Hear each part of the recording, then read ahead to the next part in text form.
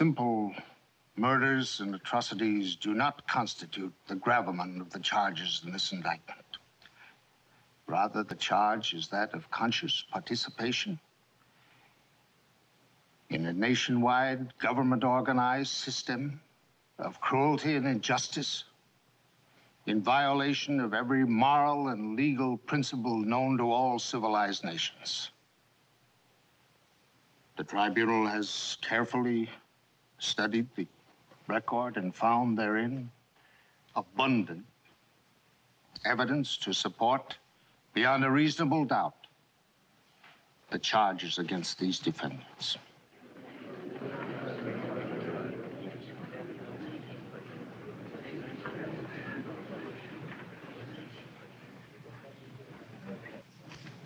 Herr Rolf, in his very skillful defense, has asserted that there are others who must share the ultimate responsibility for what happened here in Germany.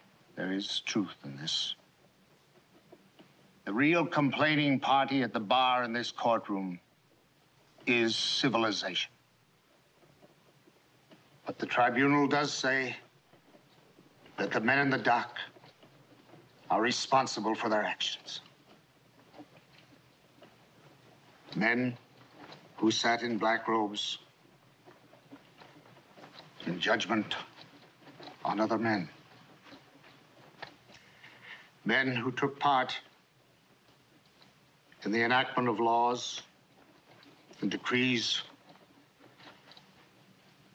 the purpose of which was the extermination of human beings.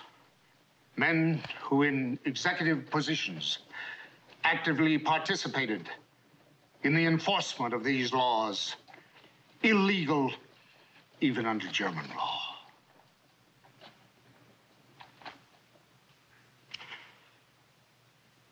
The principle of criminal law in every civilized society has this in common. Any person who sways another to commit murder, any person who furnishes the lethal weapon for the purpose of the crime, any person who is an accessory to the crime is guilty.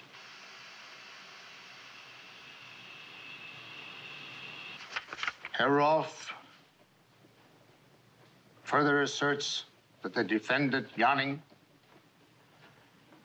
was an extraordinary jurist and acted in what he thought was the best interest of his country. There is truth in this also. Janning, to be sure, is a tragic figure. We believe he loathed the evil he did. But compassion for the present torture of his soul must not beget forgetfulness of the torture and the death of millions by the government of which he was a part. Janning's record and his fate illuminate the most shattering truth that has emerged from this trial. If he and all of the other defendants had been degraded perverts, if all of the leaders of the Third Reich had been sadistic monsters and maniacs, then these events would have no more moral significance than an earthquake or any other natural catastrophe. But this trial has shown that under a national crisis, ordinary, even able and extraordinary men can delude themselves into the commission of crimes so vast and heinous that they beggar the imagination. No one who has sat through the trial can ever forget them.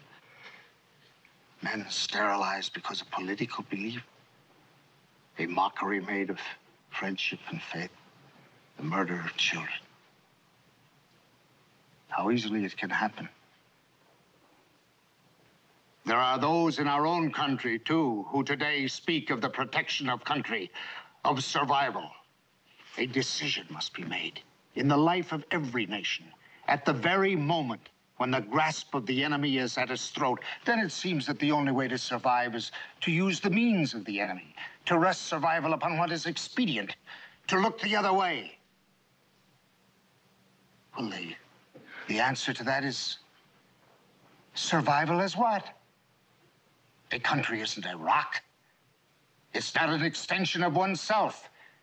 It's what it stands for. It's what it stands for when standing for something is the most difficult. Before the people of the world, let it now be noted that here in our decision, this is what we stand for. Justice, truth, and the value of a single human being.